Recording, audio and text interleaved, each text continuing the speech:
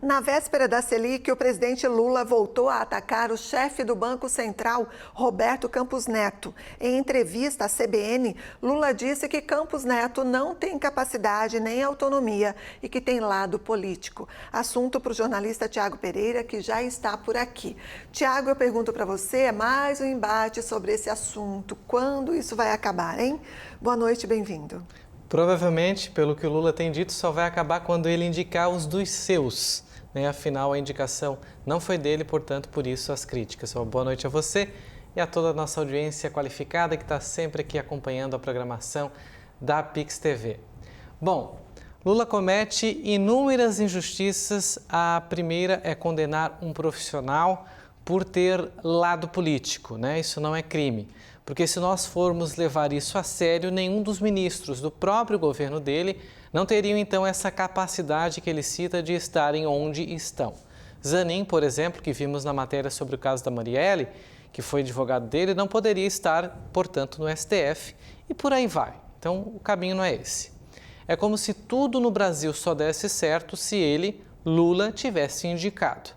Além disso, em todas as reuniões do Comitê de Política Monetária, as correções da taxa foram aprovadas e, inclusive, tiveram parecer favorável também da maioria dos economistas, os principais e mais renomados e respeitados do país. Não os blogueiros e pseudo-jornalistas com sites com aquelas logos vermelhas que tem, inclusive, propaganda institucional da SECOM do governo federal.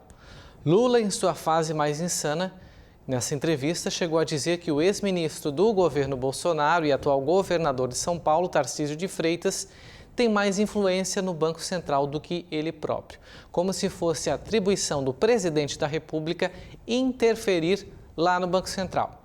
Não é função dele, muito menos de governador. Essa suspeita veio após um jantar entre os dois, o Tarcísio e o Campos Neto. Aliás, a mesma pergunta a gente repete aqui, porque eu já fiz lá em 2022. Talvez Lula saiba a resposta dessa pergunta.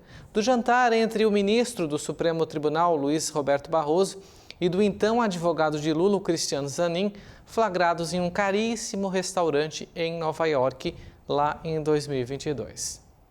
O governador de São Paulo disse que os juros altos, obviamente, atrapalham a administração do Estado e que sabiamente não vai comentar a declaração de Lula.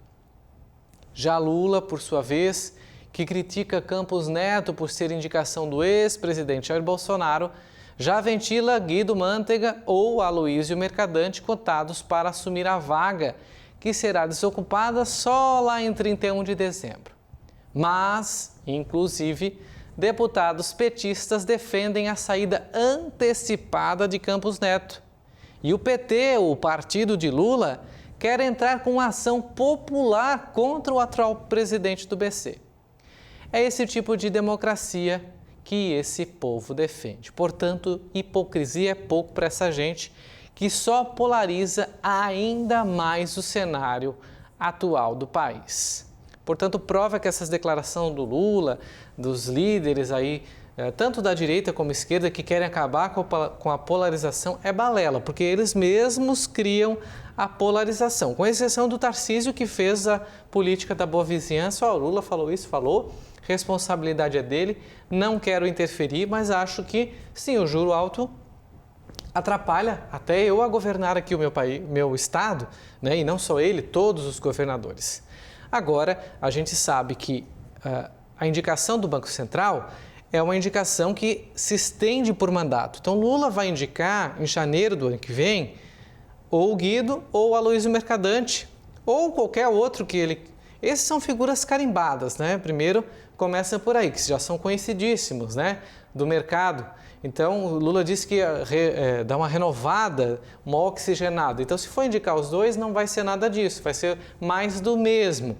No entanto, eles vão